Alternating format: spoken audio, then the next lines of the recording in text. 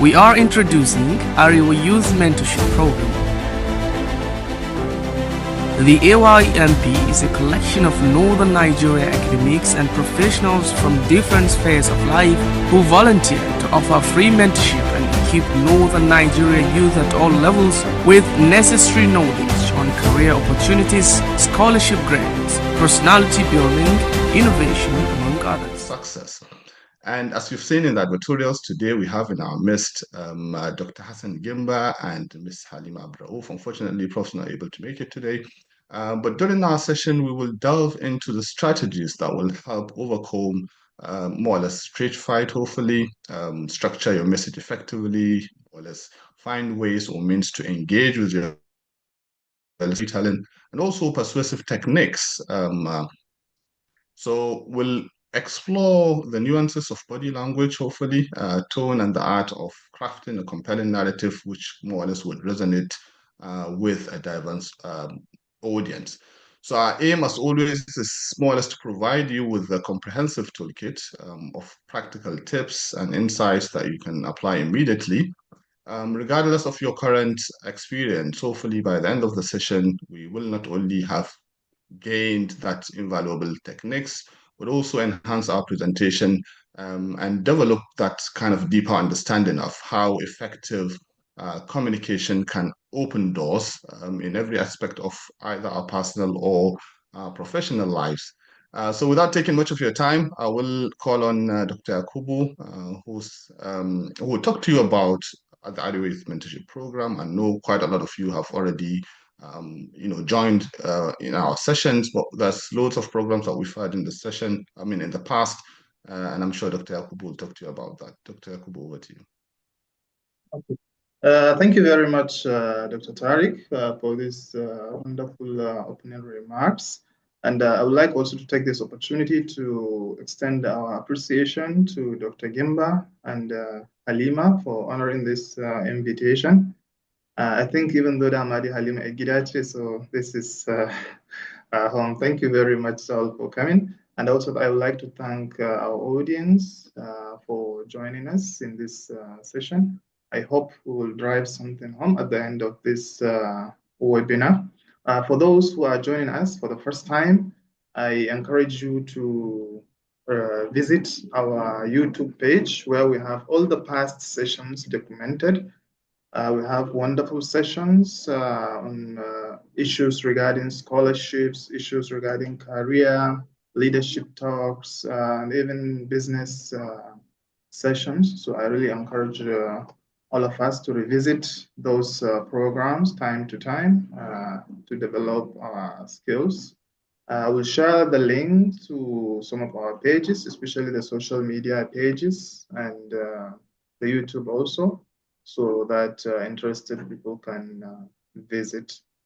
I think without taking much of our time, I will hand over the virtual mic to Dr. Tariq to welcome our speakers. Thank you. Thank you very much. Yes, I think as you've mentioned, without taking any time, really, because of the importance of the session today, we'll dive straight into our discussions. First of all, we'll start with Dr. Hassan Gimba. As you know, he's a renowned Nigerian journalist, a writer, a public commentator, and an online publisher. He was the editor of Leadership newspaper and a one-time spokesman for the Nigerian Minister of Science and Technology.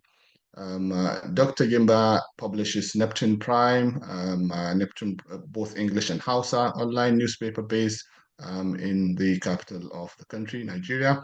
And he's also published Neptune Prime magazine and owns Neptune Prime online TV. He's a columnist for Blueprint newspaper as well as other online platforms. And he's also written well over 500 articles on politics, good governance, and security, especially concerning Boko Haram and armed bandits in the northern part of the country. He has published 2 volumes of his book, The Arbiter, which is a collection of some of his writings. I'll pass on the virtual mic on to you for your talk. Thank you once again for joining us.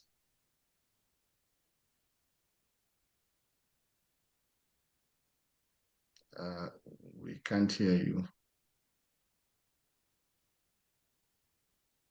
So I Well, I want to start by thanking everyone, more especially this group that called me for this. It's really an honor to be part of this important session on public speaking and effective communication. You see, public speaking is more than just addressing an audience. It is essential, very, very essential for anyone who wants to be a leader or to be strong in business or in advocacy. In Nigeria, more especially, the ability to speak persuasively and communicate effectively is very crucial. Whether you are addressing a boardroom as a businessman, or you are with a proposal, or leading a political movement, pitching an idea, being a student leader, or even discussing national issues on social media. So I will want to cover certain key principles of public speaking and effective communication with practical examples drawn from global best practices in Nigeria's unique context. I want to start with understanding public speaking and effective communication, and by defining the terms. You see, public speaking is the art of delivering a speech to an audience with the aim of informing, persuading, motivating, or entertaining them. Effective communication, on the other hand, is the ability to convey messages clearly and persuasively, ensuring that the audience understands the intent and responds accordingly. And these skills matter because a leader must inspire and mobilize people through speeches. You can see such from people like Nelson Mandela, Barack Obama. Even when you come home here, we have the late Dan Masanin Kano. We have the former Vice President of Simbanjo. These are people who can captivate, capture, and take you along with them when speaking. Then entrepreneurs too need to pitch ideas convincingly to investors. And that's why you have people like Elon Musk, Aliko Dangote, when they open their mouth to speak, you can't help wherever their speech takes you to. Activists and journalists must influence public opinion. Even though journalists can be divided, some through writings and some through the radio or television.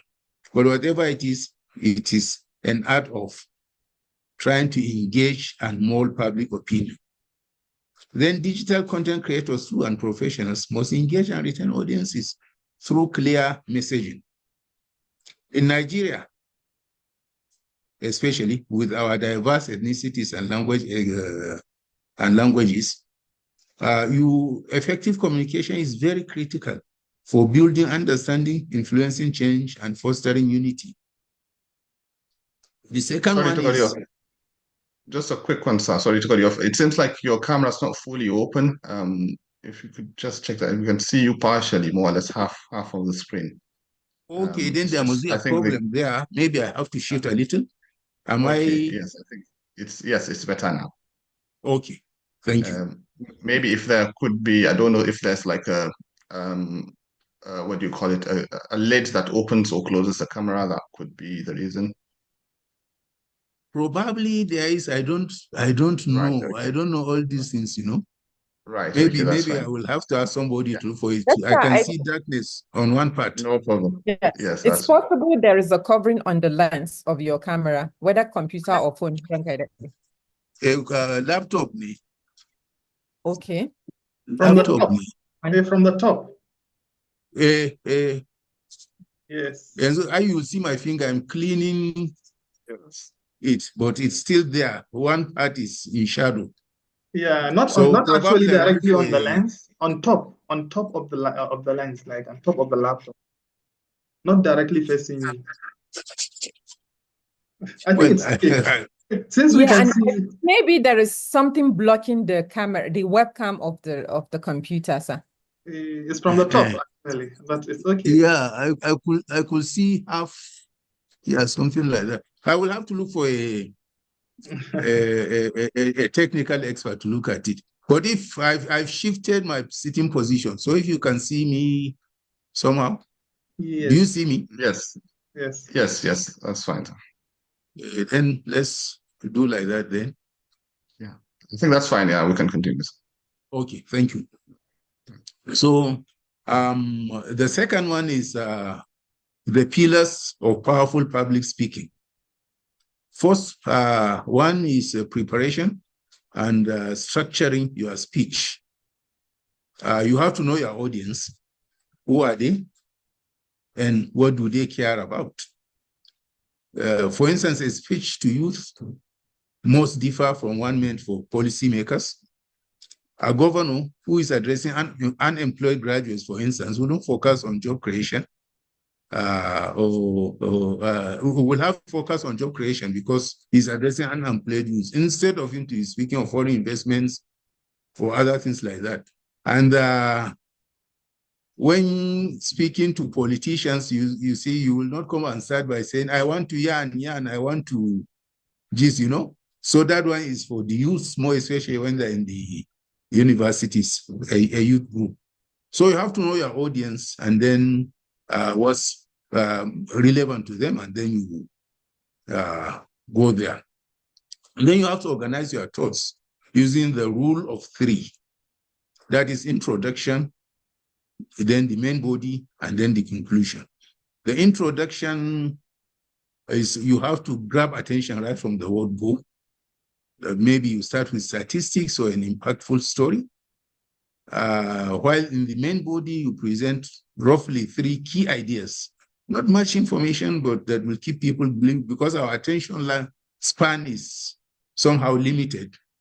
And then in conclusion, you summarize and leave a lasting impression. Sometimes you leave cut off without telling people you are leaving. So they will be expecting things following you to where you sit. Most of this was the golden voice of Nigeria, then the late Tafawa Balewa.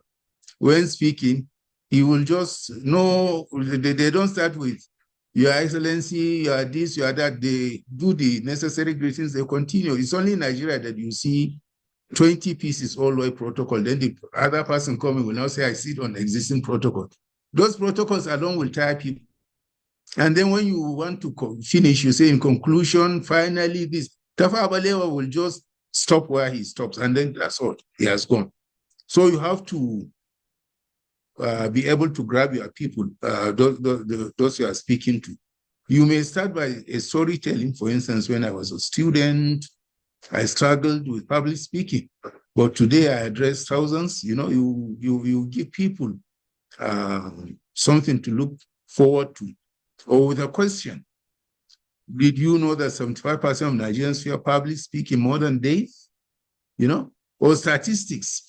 Studies show that people remember only 25% of a speech after 48 hours. Then the fourth one is clarity and simplicity. You have to avoid jargons, you know. Use simple, relatable language. For instance, instead of saying utilizing advanced linguistic strategies, simply say speaking clearly and persuasively. Then the second section is the power of delivery. The voice control is very important. You speak loud enough, but not too fast. And you vary your tone for emphasis. You shouldn't be monosyllabic or monotonous. A good example of that is when you listen to Martin Luther King in I Have a Dream, the way he goes up and down. It isn't. Then body language and eye contact. You need to use gestures.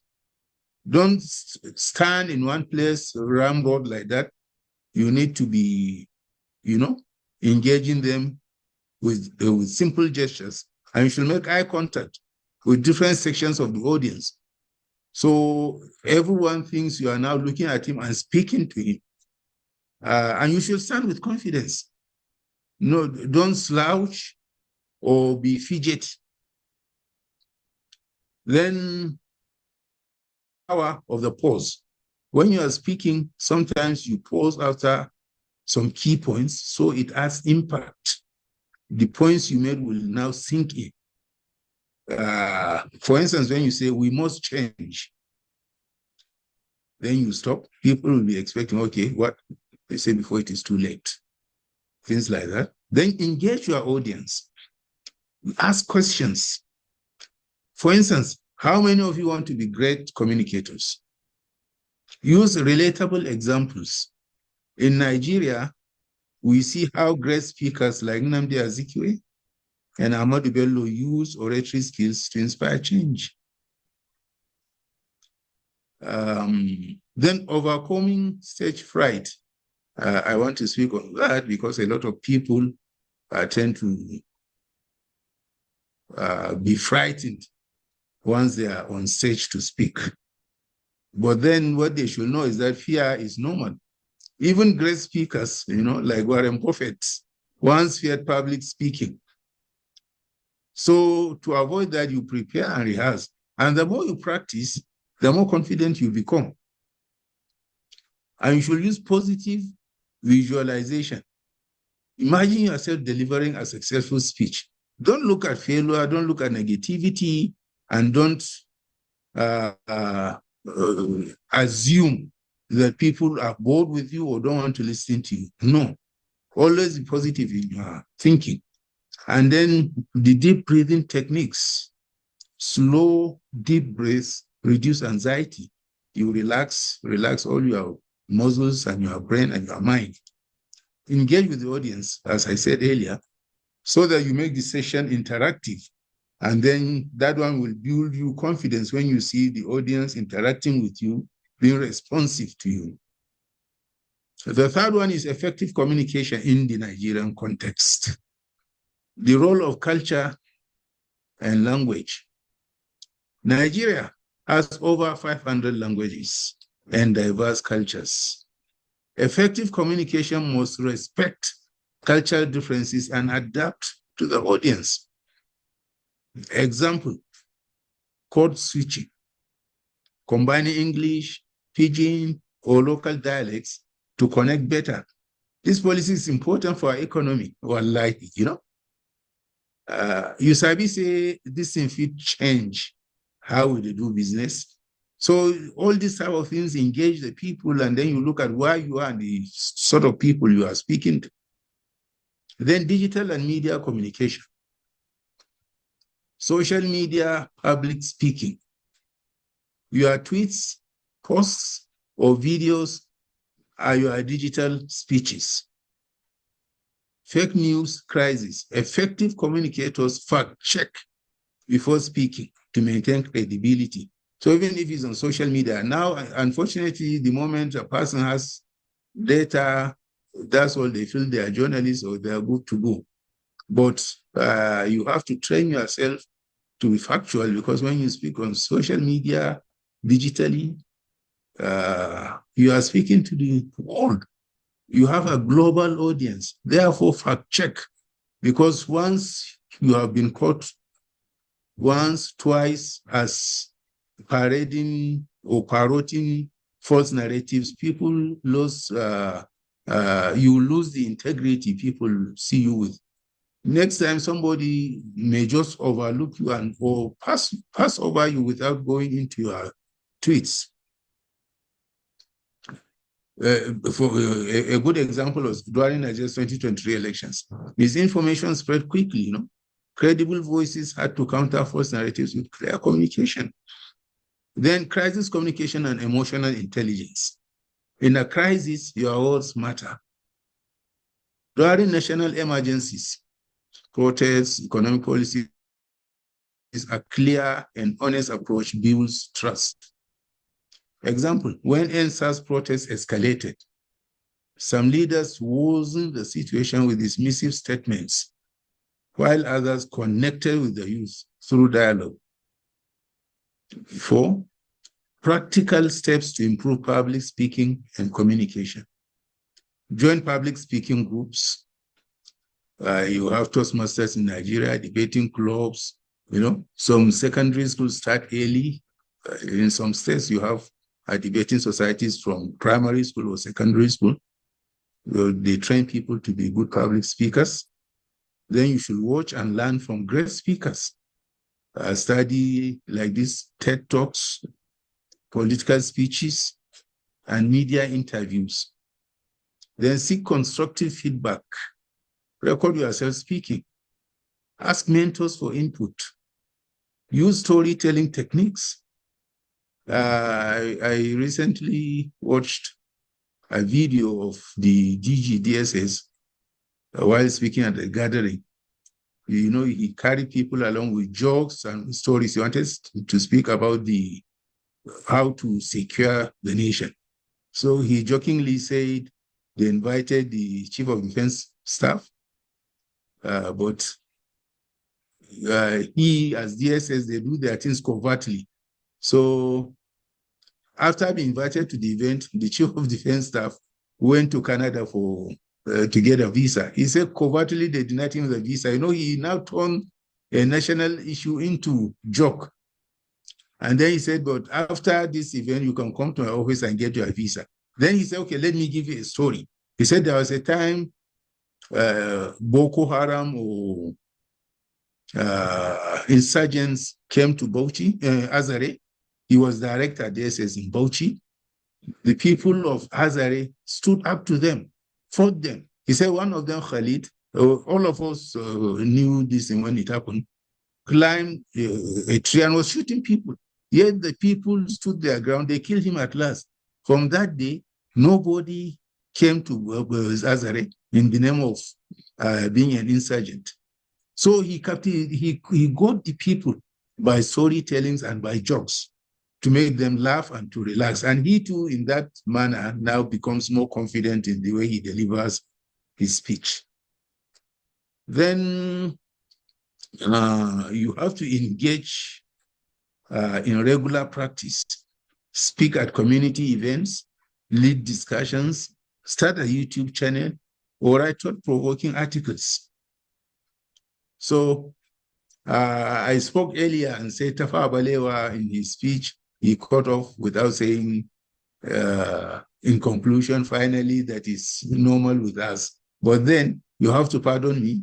I now want to say in conclusion, mastering public speaking and effective communication enhances your influence, career, and leadership potential. Nigeria needs strong communicators to shape narratives, advocate for change, and unite communities. Because Nigeria is now in a situation where people have to be mobilized so as to become more productive and more responsive to national needs for the sake of Nigeria and for the sake of the next generation. Therefore, we need public speakers, strong communicators. So a call to action. Speak up at meetings, engage in discussions. Don't be silent. Don't just sit down as if you don't have anything to say. Definitely, there is something in your mind that you want to talk about. Stand up, talk about it. And you do it today, you do it tomorrow, you now become more adept at public speaking. Develop your confidence. Practice daily. Record yourself. Hear yourself out. Look at where you will improve. Look at areas of improvement. Then use your voice for impact in business, activism, leadership, and education. And remember, public speaking is a skill. It's a skill that can be developed by anyone who is interested to develop it. So anyone can learn and master it with practice. Don't give up. Don't look at people talking and say, I cannot speak like that. No, don't give up. You can. You can even speak better than them. So final words. Communication is power. Those who have mastered it can change the world. This is a quote from. Thank you. And I look forward to your questions and contributions. Thank you very much, sir, for that wonderful talk. I think that kind of final words where you've mentioned that skill, it's a skill, public speaking or communication. It's more or less a skill that can be developed by anyone. I think that's our wonderful point to end there, because, as you said, a lot of people might think, oh, that person could speak wonderfully. I don't think I would be able to, speak like they do, but I think that, words of encouragement that you've given there, it's a wonderful one. So we're all more or less looking forward to enhance, to improve the way that we communicate. And also the example that you gave for the DSS, I also watched that speech. I think it was a wonderful one, because, as you've mentioned, it's more or less using storytelling to carry your audience along in such a way that, even if you have other things to do, because it's more or less very engaging, it's captivating, you feel like you're inclined to listen up to the end of that speech. So thank you very much for that wonderful talk that you've given us. And I'm sure I can see a lot of people are trying to ask questions. So what I haven't mentioned earlier is that you'll get a chance to ask your questions, whether it's in the chat, you can type that question, or you could use the raise hand option. But that would be towards the end of the session. So please do keep notes of your questions, and definitely you'll get a chance to ask those questions. So thank you very much once again. So hopefully you would be available towards the end, where we get to hear those questions. We'll call on our second speaker today, Ms. Halima Abdulrauf, who's a journalist, who's VOA and the author of the book Igniting Resilience. She has covered critical stories from conflict zones, and also engaged deeply with marginalized communities, and also offered her expertise to organizations navigating the ever-changing media landscape. She founded ThinkPad Studios, a dynamic media production and consultancy firm committed to amplifying underrepresented voices, and Hanana Nigeria, which is a bespoke fashion and interior decor company that celebrates Nigeria's cultural heritage. Through her innovative projects, including the Connecting the Dots conference, she continues to inspire dialogue and drive positive change in our country. We have had Ms. Halima, I think that was sometime last year. It's an honor to have you once again. I'll pass on the virtual mic to you. You've heard what Doctor said. I'm sure you'd have a thing or two to add or reiterate on what he's already said. Thank you so much for this opportunity. You know, they say when elders speak, the younger ones are supposed to just take lessons from there and just move on. But I believe that my mentor, Doctor, would allow me to just buttress a few points. I would say Doctor already said most of the things that we need to know about public speaking. We know that knowledge is a wide scope that we can benefit from different individuals in different spaces. And I believe I'll just be buttressing a few key points, and we can take questions, and Doctor will lead the Q&A session as he led this starting the discussion, I mean. So I would like to start with key takeaways from what Doctor told us, or in the discussion or explanation presentation from Doctor this afternoon. It's very important to be able to compartmentalize the way we would present ourselves in the public space, especially when it comes to public speaking. So I'll start with saying public speaking and effective communication are not just skills. They are powerful tools, like Doctor said, for influence, leadership, and transformation as well. And whether you are addressing a boardroom, like Doctor said, a political rally with the examples of politicians during rally, or speaking to the youth on unemployment, or an international audience, like we are talking right now, it seems like we're talking to mostly Nigerians, but by the time this goes on YouTube, we know that it's a global audience we'll be speaking to at the end of the day. And then the ability to captivate your audience, persuade and inspire them is very critical as a public speaker or communication expert, whether you are into journalism or you do public speaking as a niche that you carve for yourself. The power of public speaking for me, goes in three dynamic ways. The impact and influence you make, which Dr. already explained. What shapes narratives, drive change, and build legacies. When you speak to audience, an example is the former Vice President of Nigeria, Professor Yemi Osinbajo. During the book presentation of the former military ruler in Nigeria, the video making round about about the speech of the former vice president shows a lot that the vice president got the power to captivate audience and speak to power. I mean, this man was talking about occurrences in the past and was subtly letting people understand this was what transpired. And then even the leaders were just there giggling and laughing like, oh, this man is saying something. That's the power of public speaking and effective communication. Like Doctor said, it might not be innate. Maybe some people naturally, they can talk a lot, but some other people can build this. It's a skill that can be built. Whether you've got it innate, you would need to improve yourself to get to that stage that you want of expertise. So when you speak, the main purpose for you or the focus for you should be impact and influence, because your words would definitely shape the narrative, just like the narrative we saw that is being pushed around from the former Vice President of Nigeria. Confidence over fear. And Dr. talked about stage fright. Stage fright is something that everyone, including the Warren Buffett, that was made an example during the course of this discussion, they once upon a time faced stage fright. The thought of, oh, I'm going to stand in front of 1,000 people or 100 people or 500 people sometimes can be frightening. For myself, so many times I would get to the stage and I'll feel the pulse and the way my heart will be beating like, oh my God, these people. But that's where your eye contact would definitely work for you when you are able to stabilize yourself. Just start speaking. Once you start speaking, the fear would definitely vanish. That's what works for me. I don't know about others, but I know that with effective practice, one can stage fright. Another point is authenticity matters.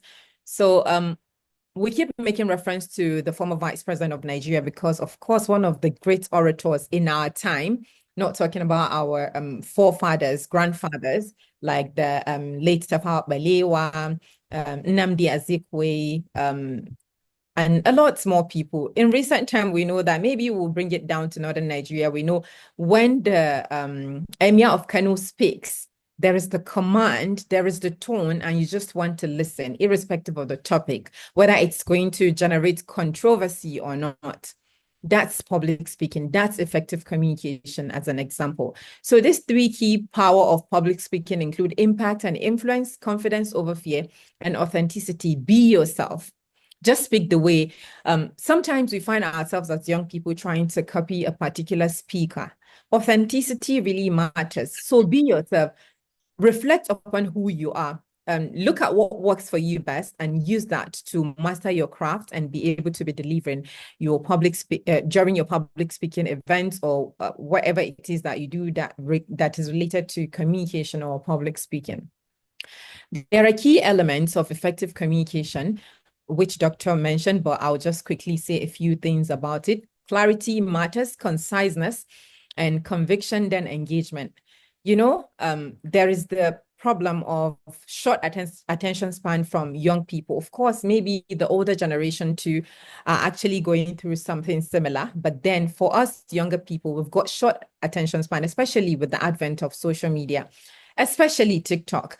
So when you create something meaningful that would impact lives, educative, and you didn't put a flair of entertainment in it, young people would not even watch it. So people will spend a whole day scrolling the TikTok feed. When they get to something educational, they skip and move to the one that will make them laugh. Like Doctor said, like you're mixing, code mixing, and trying to make sure that the audience you're trying to grab are able to sit back because of the way your opening was or is, and be able to stay glued throughout whatever information you're trying to pass across. So clarity is key. Conciseness, not bore people. conviction and engagement. You find amazing documentaries that were made or produced in Nigeria, but then because they were made in a conservative way for maybe over the generations that got the long attention span to listen or watch with the audio visual, you find out that young people go and check the engagement on YouTube, on Instagram, Facebook, Twitter, wherever the content is shared, you would not see engagement because it was long, and apparently young people find it boring. It's not the dancing videos on TikTok or someone saying funny stuff and a comedian, something like that. So this key element would assist anyone that is trying to be an effective public speaker or communication strategist or communication expert to be able to nail their onions whenever they are speaking to the general public. And the art of structuring your speech is very key as well. The way you put the speech, start with a compelling story, like Dr. said.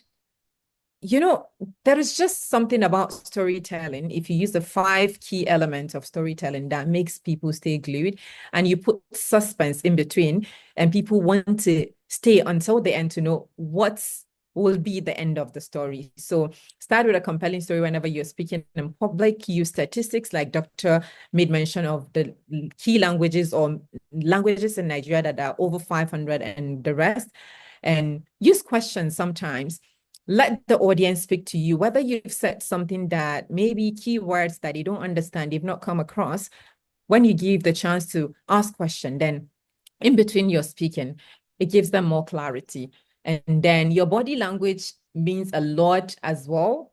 And a call to action as the last one from the art of structuring your speech whenever you're speaking in public. What we need to really talk about again is overcoming fear and nervousness. It's very difficult to overcome fear and nervousness if you're maybe an introvert, because you're used to that, your cocoon that you made for yourself, your comfort zone and all that. But working intentionally, actioning your goals to making sure that you're able to keep yourself like clear, straightforward, concise during your speech is very key. So when you're trying to overcome your fear, the key things that you need to focus on would include preparation, which is your power. Master your topic very well. Rehearse relentlessly. Go to the front of a mirror and rehearse. Talk about the topic that you want to speak to the general public or your audience about. Speak to the mirror. Look at yourself in the face in the mirror and let yourself understand, yes, this is my audience. And when I'm speaking to my audience, I give them eye contact and I'm able to nail whatever it is that I'm trying to pass across as a message. Your body language speaks volume. So if you're jittery or you slouch or you're fidgeting, it's easier for your audience to know that something is wrong.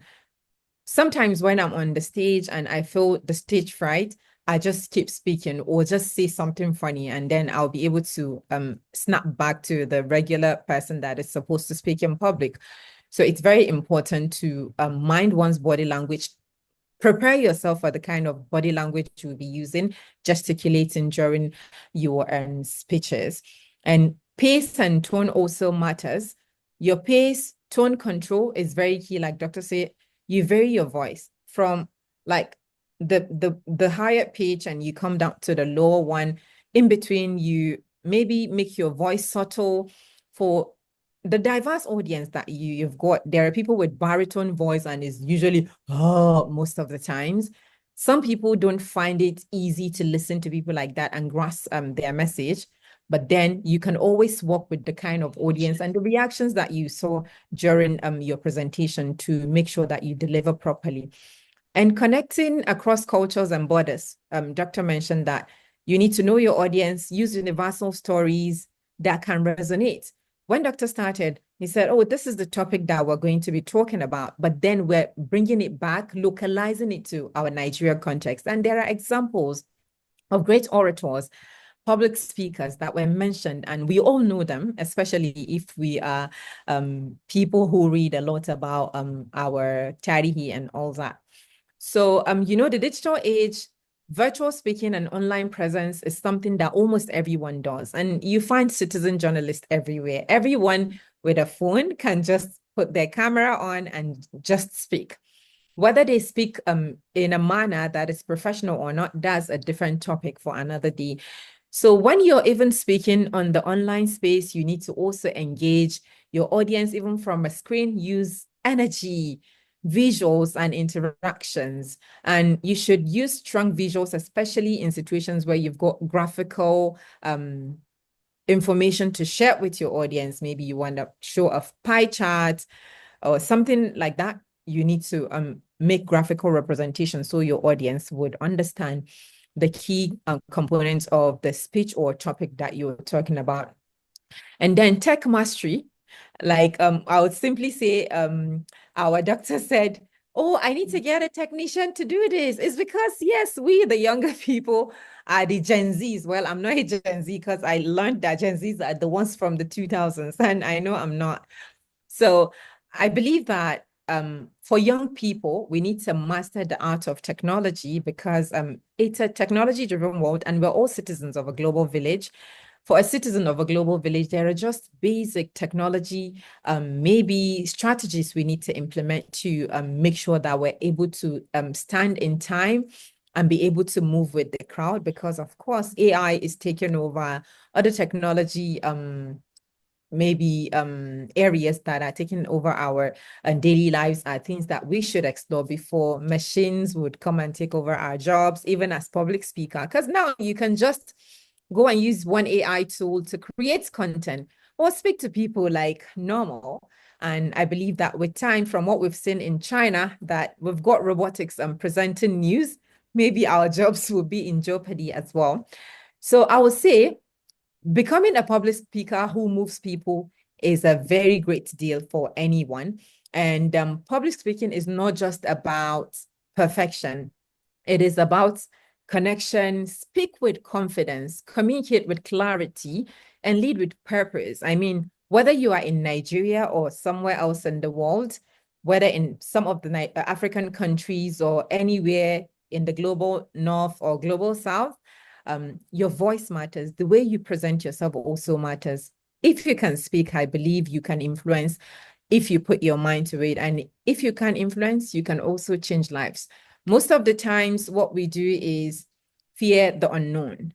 And there are limitless possibilities for us beyond our comfort zones. Most people are glued to their comfort zones, and that makes it very difficult for them to move ahead. Like they fear the unknown.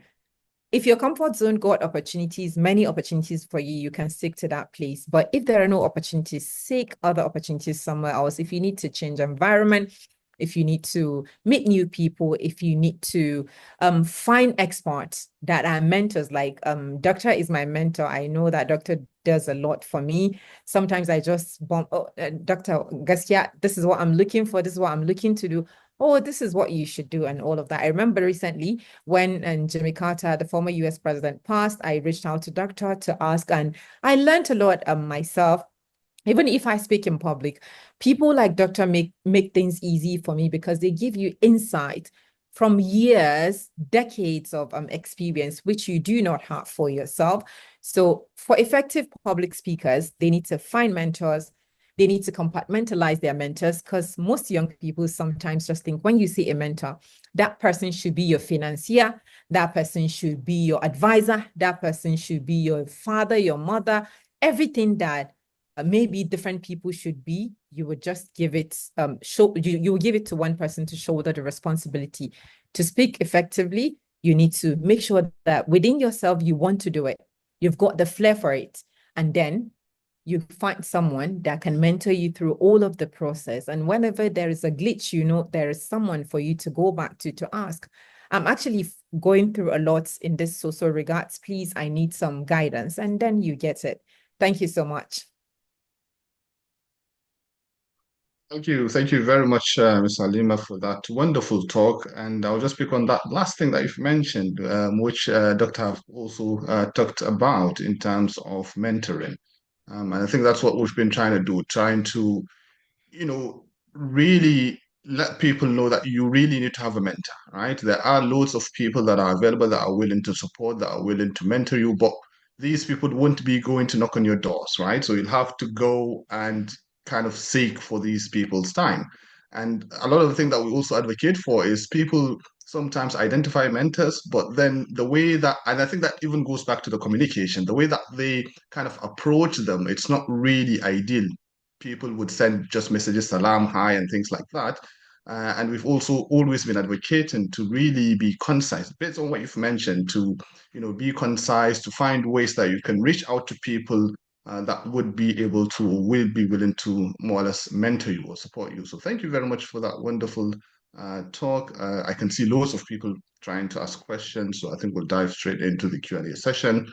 We'll start with Hamza. If you can unmute, please, if you could also be concise and go straight to the point to ask your question. Hamza, can you unmute yourself and ask your question, please?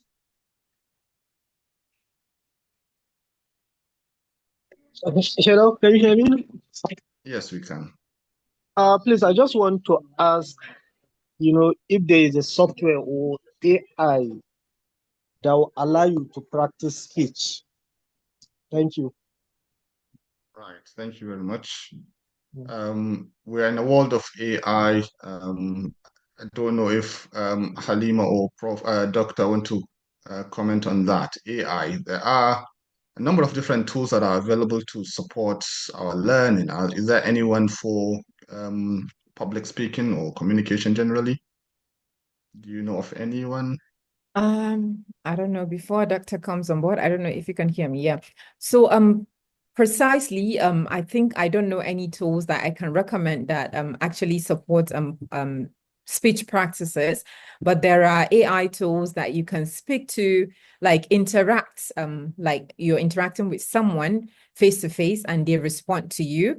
So I think we'll find a way to do research on whether there are tools like that, and we can share to the Arewa Mentorship program and team, maybe to share on their pages to audience. Yeah.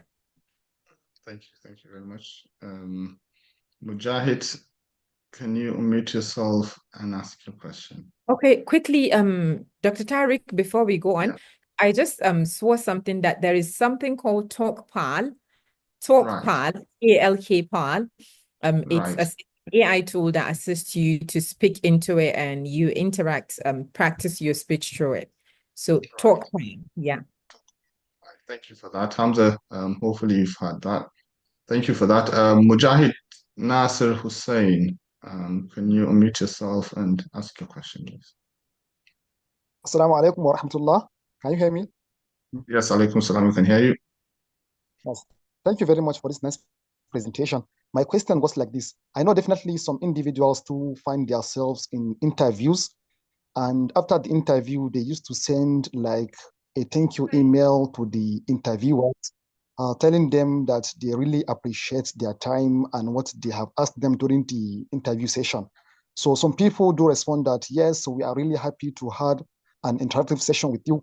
But then afterwards, a person might receive a rejection letter or a rejection email regarding the interview session. So I don't know, does that have something to do with kind of communication problem during the interview session, or it just used to come like that as part of the interview thing? Right. Okay, go ahead, please. I don't know. It seems Doctor is gone, but please, if it's still around, I'm sure that there will be an insight to that. So regarding going for interviews, there are multiple, maybe people who are experienced or they've got all of the nitty-gritties of what the employers actually want when you go for interview. They send you a follow-up email to let you know that they actually appreciate your time and coming for such interviews. But if they've got more qualified people most of the times, maybe they choose them over some people, or sometimes it's just simple. Maybe they ask you a question, you're not able to convince them enough about what you're able to do or what you're able to bring to the table. Most times, communication skills or communications that you actually go through with employers or prospective employers make them decide to take you or not. Maybe your kind of choice of words, the language you use, the way you present yourself, whether you're confident or not. For instance, if you're going for maybe an audition or interview in a TV station.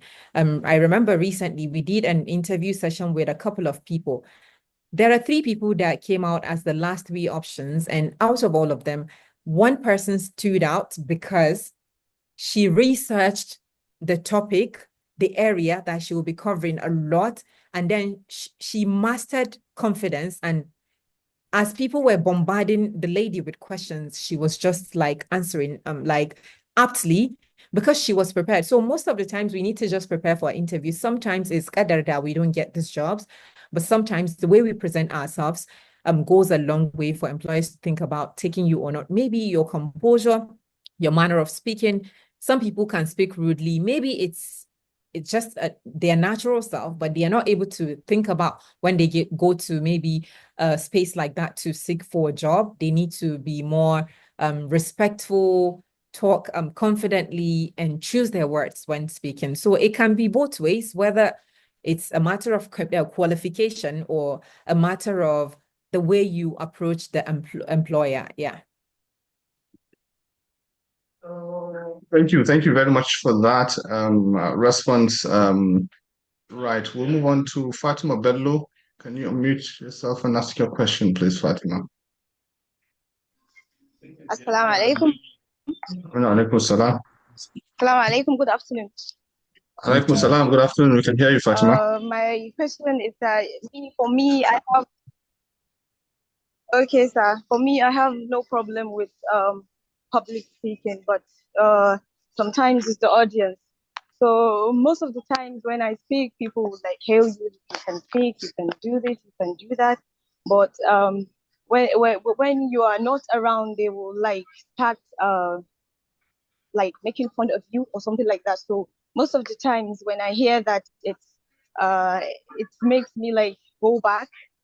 Like I don't feel good about it most of the time. So how do you deal with people like that? Thank you for that question. Is Doctor want to respond to that, or Halima? Okay, yeah. She said when she speaks after the event, people may want to laugh. Yes. And then Fatima, that one shouldn't be a worry, because some people may want to laugh at you because you have done what they couldn't do. And some people deliberately want to discourage you so that you don't reach your potential, you don't reach where you are supposed to reach. They see you moving away from them, so they want to pull you back. And if you give in, then you remain stuck where you are. And whenever people talk about you or laugh at what you are doing, it's because you are doing what they are not doing. When you are inactive, when you are docile, when you don't do anything, nobody talks about you and nobody laughs at you. But when you see people beginning to talk about you, beginning to criticize you, even insult you, laugh at you, make fun of you, it means you are doing something. So just it should give you the confidence to shame them. But that does not mean you say, oh, they are laughing. No, go and sit down, have a retrospect, go through what you did, see whether there are any mistakes or not. As Haji Halima said, you may meet those you think are mentors to you. Ask them, where did I go wrong? Should I have done it better? Listen from them. Once they tell you what you have done, you did the right thing, and you convince yourself you have done the right thing, just clap for yourself, build your confidence, and move on. Keep on doing what you are doing. One day, they will come and celebrate you, not laugh at you. But if you give in at an early stage, you will remain a non-entity. So don't be discouraged, Fatima. Yes, and quick add, I remember when I was serving with Channels TV, when I finished my translation, I'll go on Facebook and do Facebook Live. Doctor will say, well done. You will get there. Just keep doing it. For that 1 year that I was serving with Channels TV, I remember that whenever I am doing it and I feel scared, I remember doctor says, continue doing this. With time, you will master it. And after some years, doctor said, wow, this is you, you've evolved. So that's the way life is. You need to start from And you see, somewhere. Halima, that time some people will deliberately be laughing at you. Of course, they did. Once you allow your spirit to be killed, you are nowhere. That's it. I remember there are a lot of people saying, "Oh, but am I here? But why?" But at the end of the day, today these people say, "Oh my God, you've evolved from that girl that used to read some nonsense news." I said, "Yes, it's nonsense news then, but now I'm better." So don't allow anybody to discourage you. I think the only maybe issue or the only stoppage between you and your goals is yourself. So if you mean it and you action it, you reflect, like Doctor said, self-reflection is very key. Whatever you do after your presentation, think about it. What did you think you did wrong? Ask mentors to support you, and that's it. You're up for good. Yeah. And it still goes back to that mentoring. I think once you have a mentor, as you said, you reflect, look at what you've done right, what you could have improved. And yeah, you always talk to your mentors, as you know, has been advised, and then hopefully over time that would be history. So thank you for the question and the comments there. Hassan, is it Hassan? Can you unmute yourself and ask your question? Good afternoon, everyone. Thank you so much for the wonderful presentations. So my question here is that, please, I want to ask if there's any a channel or a class that's going to recommend to us so that we can be practicing this public communication or effective communication, public speaking or effective communication. Right, I didn't catch that. You're talking about if there's a channel where Yeah, I a don't know whether channel or a class. right.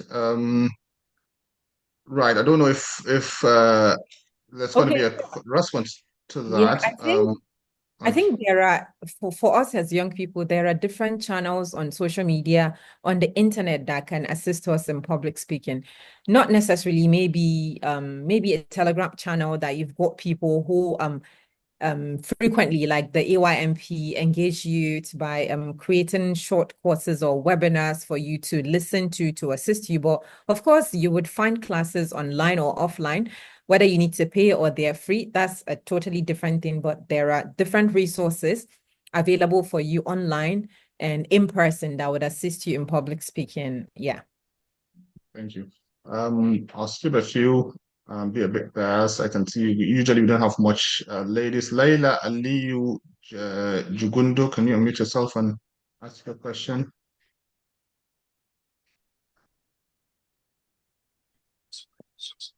Assalamu alaikum.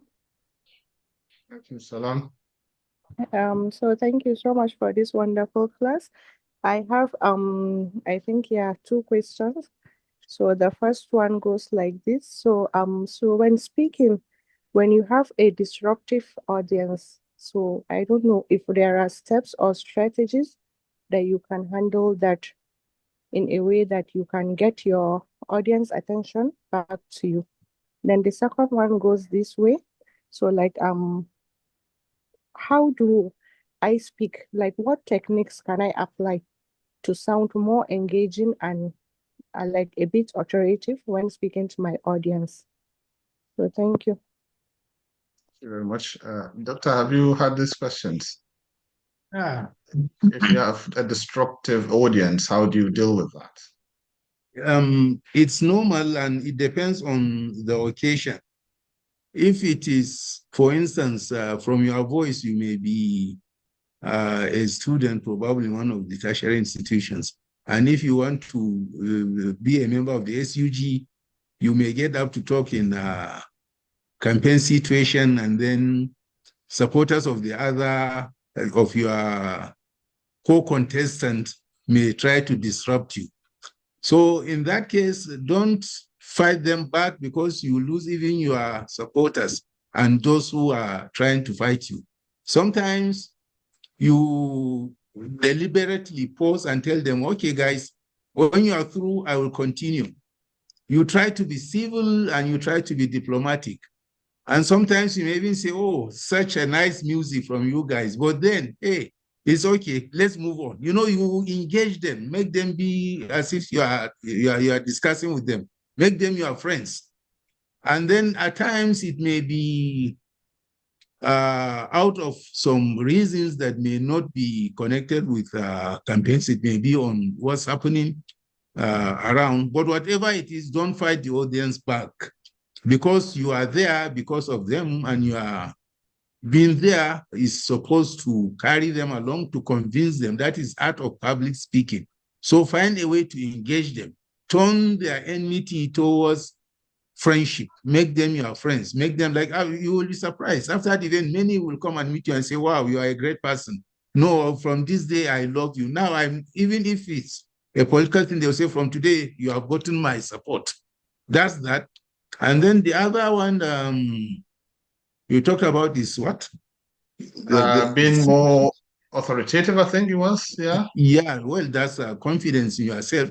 Never speak on what you do not know. So get prepared. Whatever you're going to speak on, rehearse it, think about it, research on it, and even ask yourself questions. The audience may ask this, the audience may ask that. Answer that question for yourself. And then eye contact, it gives you confidence. It gives you authority. And when you begin to quote some statistics, it gives you an aura of authority that you know what you are talking about, and people will sit up and listen. And also engage them with stories. We just discussed about this thing. You may even say, when I was growing up, we had a neighbor who then the daughter used, some things like that. Just concoct a story, or even from, if you don't have any live event you can talk about, and if you're a good storyteller, tell them a little story. You will now gain their attention. And also, it will give you confidence. These are some methods out of many methods to be adopted. And as time goes on, you will understand and know a lot of the reason. And also, don't try to say you must speak. You must have a very good command of the English. It's nice to have command of grammar. It's nice to speak good English. But if you are meeting with people like Woodil, you can be discouraged. You say he's speaking like an Oyibo. So, and I cannot speak like that. No, it's not all about that. The most important thing is know your tenses, know your syntax, and then speak the way you speak. The other thing is either training, or you have been with the white people, you have stayed with them. But know what you are talking about, research it, and exude confidence. That one will help you a lot. Thank you. Thank you very much for that Yes, wonderful. so quick one. I'll just add a little to what Doctor mentioned. What's more important for you to actually engage with disruptive audiences? Your confidence and composure. That's the first thing. If you maintain your composure and find a way to directly address maybe their concerns. Say, for instance, recently I was at an event and in a panel, and one of the panelists was speaking too long, like we've been talking about short attention span of audience, and sometimes it was deviation from what the topic was, and the audience were just disrupting in between. Thank you, clapping and all that.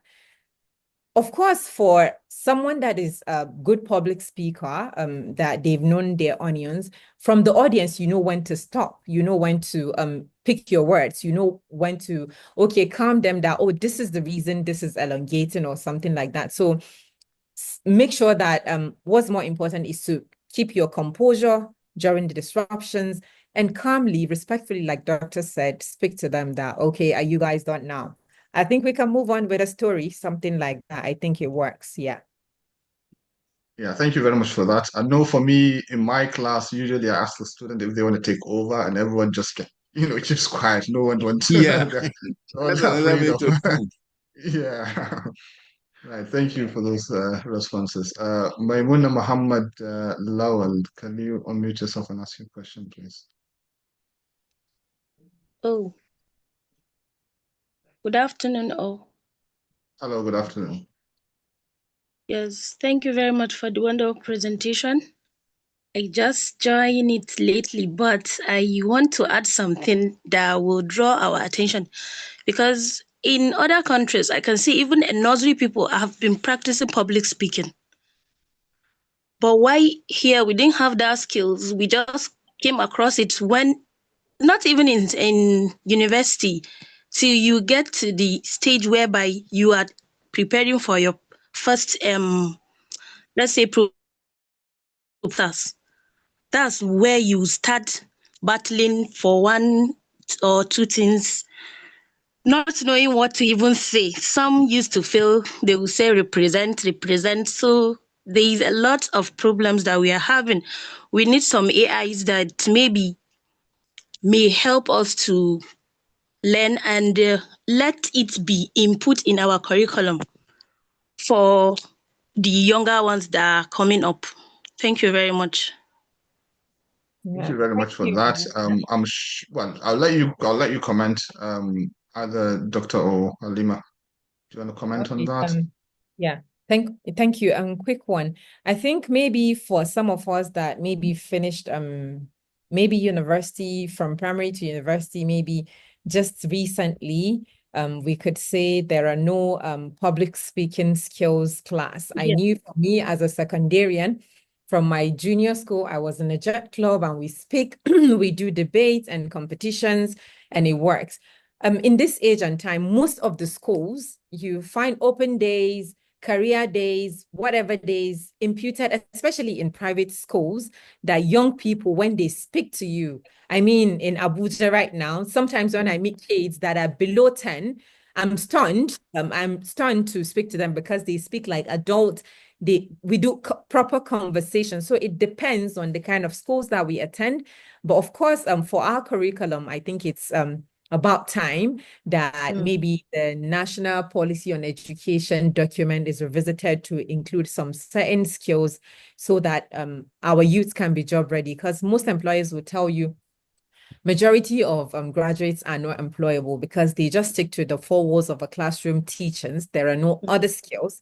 So it's something that when you are so careful about personal development, you do it for yourself because of the resources that we've got as global citizens of global village. Our parents do not have all the resources that we do get in our disposal nowadays. So using too many information for us, but we are reading too little. So I think we need to broaden our prospects and use our own, personal thinking to make sure that we learn new skills by ourselves, not just relying solely on the four walls of a classroom teaching like we do have in Nigeria. So people will tell you if you go to Polytechnic, there are more practicals if you go to university, but there is this discrepancy about, okay, if you went to the university, no, you're this so-so person regarded as this so-so person. If you go to Polytechnic, there is something, there is the, I can't find the word, but I think it's all on us to try to develop ourselves better, irrespective of the kind of education that we attended, whether public or private school. It will go a long way since we've got resources available for us on the internet. Yeah, thank you. And as a mentioned, I think with the internet now, you can learn all sort of skills that you as far as you really want to.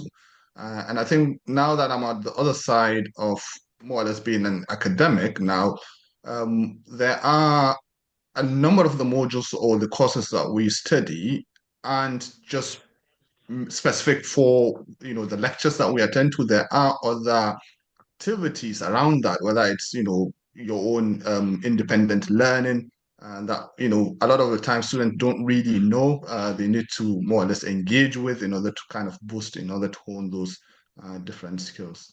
Thank you for that. Adam, can you unmute yourself? I can see there's loads. Unfortunately, we might not be able to have the time to get all these questions asked, but again, I think we've already had. We can always revisit the session. Loads of interesting tips already been provided both by Dr. Gimba and Ms. Halima. Probably we'll ask a few more and then we'll call it a day. Adam, can you unmute yourself and ask your question, please?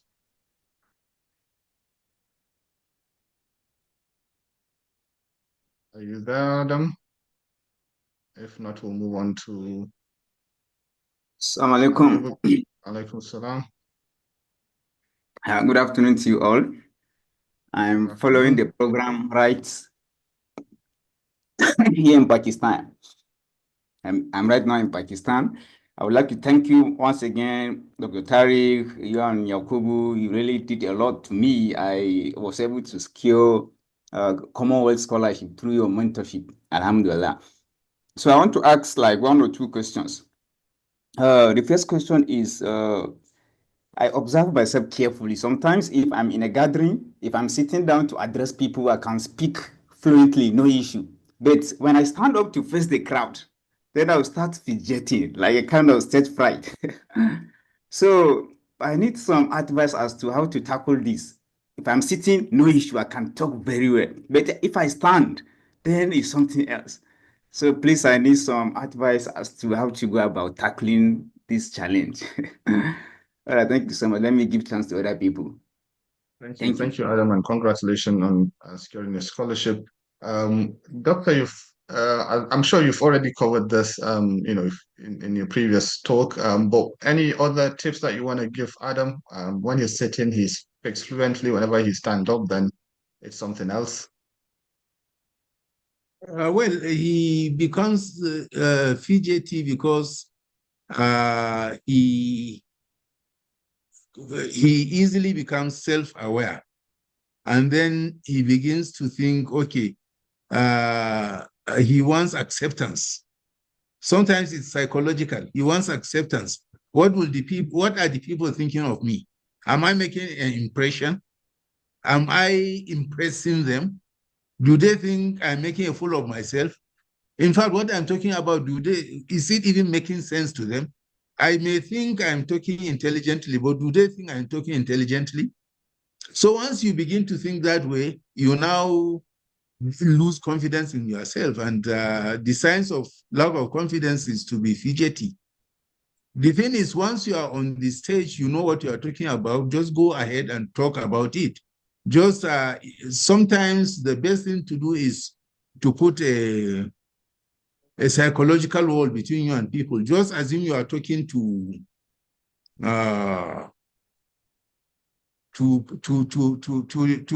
your friends, people who, or your family, and then try to engage them. That's why we talk of eye contact.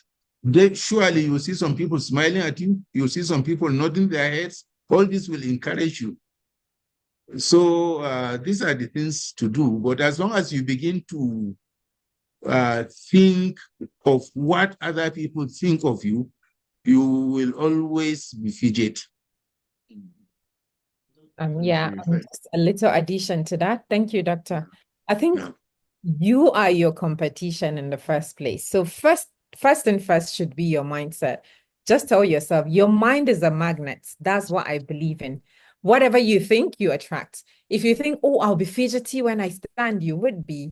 And if you think I would be able to do it irrespective of standing or not, you'll be able to do it. So it's your mindset. Your mind is your power, and it attracts anything that you think about. So just think positively. And I believe that when you practice and believe in yourself and make sure you do your research a lot, you're going to overcome this, God's willing. Okay, thank you very much. I think we'll ask 2 more and then we'll call it a day. There's a comment about sharing resources for academics. So if there's any resources that academics could kind of utilize, I think that would be very helpful. And then probably, Dr. Akubu, do you have any chat or any question in the chat that we can ask?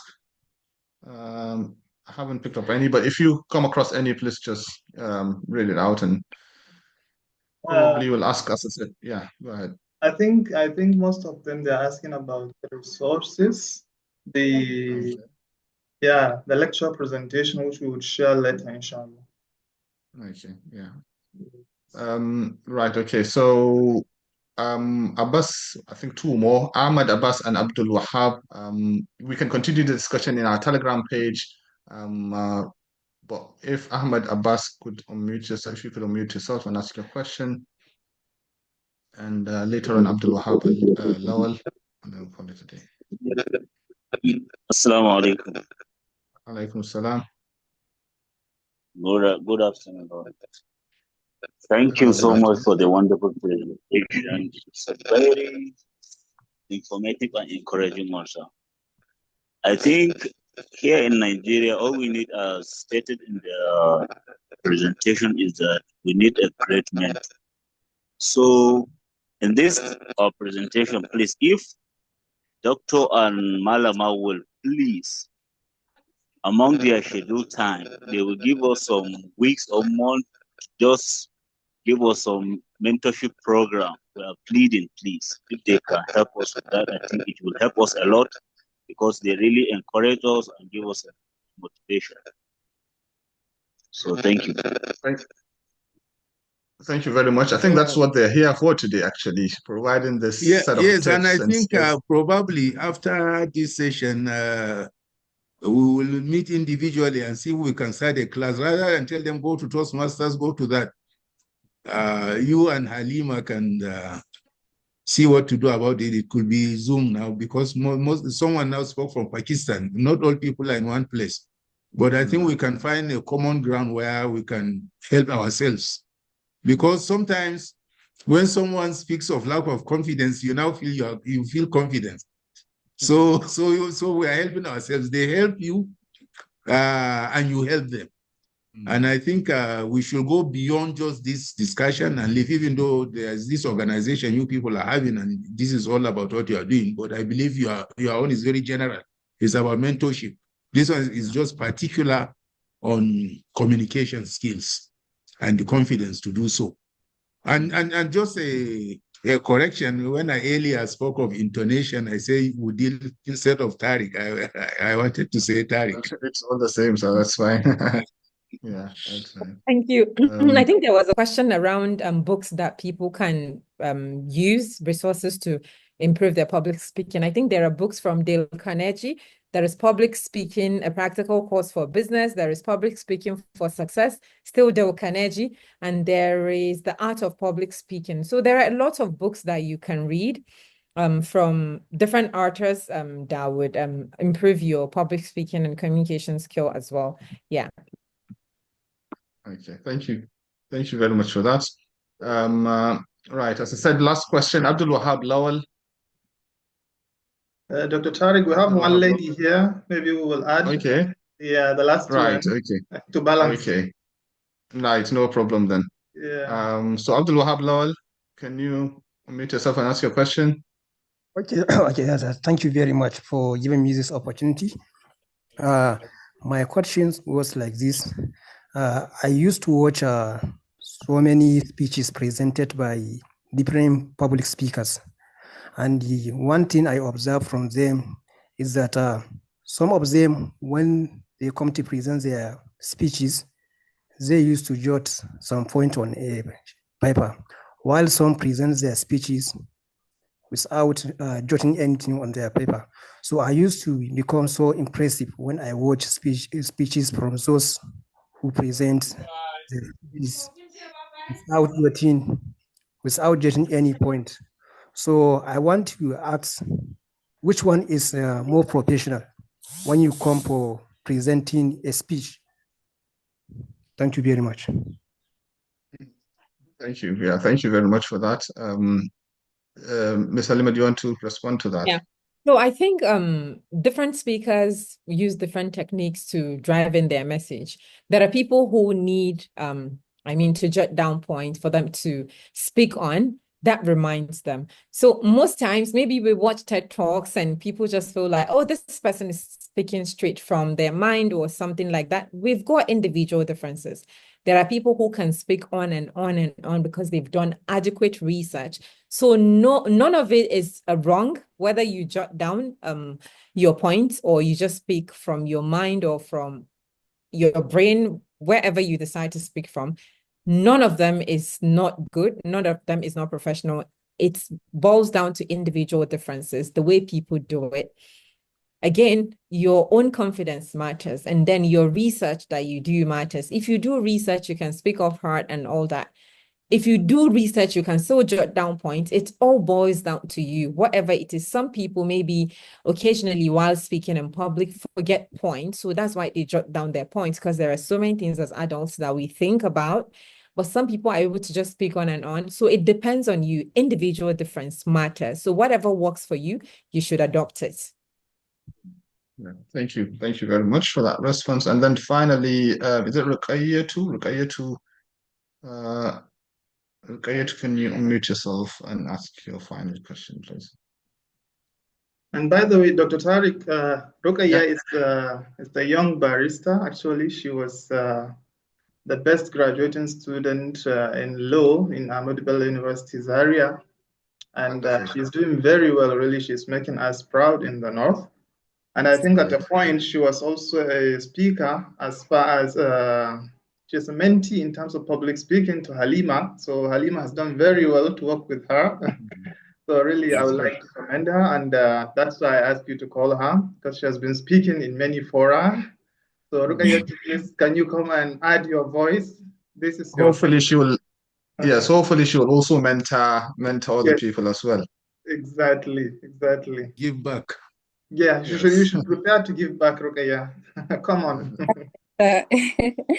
So, assalamu alaikum wa rahmatullahi wa barakatuh. Wa alaikum assalam. Good afternoon, everybody. Thank you very much, Dr. Halima, Yakubu, Tariq, and every other person who has contributed. Okay, I've already been introduced, so I just want to add a few things to what has been said today. I see a lot of people asking about materials, about resources, right? But when it comes to public speaking, I think the most important thing for me is the practice. You just have to practice. They have talked severally about looking at yourself in the mirror, practice, video yourself and practice, and that is it. I've done so many things. I've participated in so many debates, quiz competitions over the years. Nobody actually sat me down in those days to tell me this is how you do it. But I just had the mindset that, okay, I wanted to do this. I want to speak. I want to win. And I was out there doing it. I didn't get it right at the beginning, but at some point, it got better and better and better. And when we talk about research, right, it's not just about reading. It also has to do with speaking to other people who are experts. For example, I have a presentation coming up on Tuesday, right? And the presentation is going to be on aviation law. This is not an area that I'm an expert in. I'm going to be presenting this to over 200 lawyers who are mostly my seniors, right? So I've done my research. I've done my research extensively. I've done a research of up to 36 pages as of yesterday, but I only need about 9 pages because I have very limited time to speak. And there was this person I met at a conference. He's an SN. He's an aviation law expert. I reached out to him. Like, I've never spoken to him. I reached out to him. I told him I have this presentation, and I'm going to share my research with him. I'm going to share my slides with him, and then I want his input. So he was very impressed. Like, you're preparing for this as if it's something you're presenting at the global level, right? So it's very important for us to prepare. And the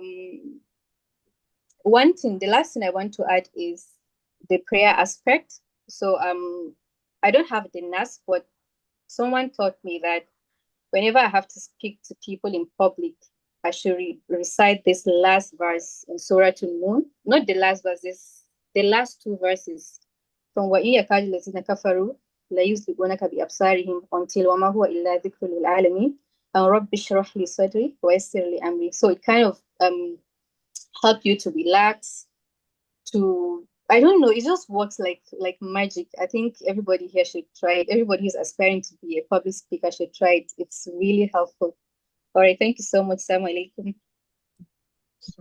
Thank you very much for those comments.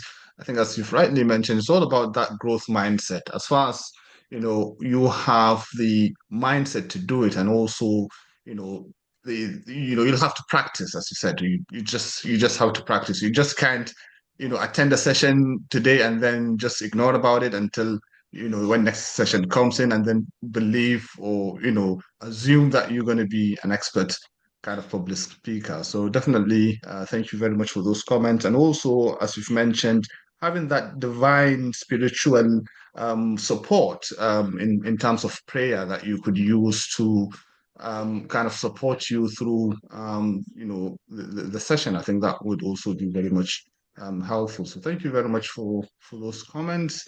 I can see, unfortunately, there are more questions that wanted to be asked. Unfortunately, due to the time constraints, we'll call it a day now. But as I've mentioned, we'll continue the discussion in our Telegram page. Dr. Yakubu, I give the floor to once again thank our participants, and then hopefully we'll see you after Ramadan, inshallah. Yeah, thank you very much, Dr. Tariq.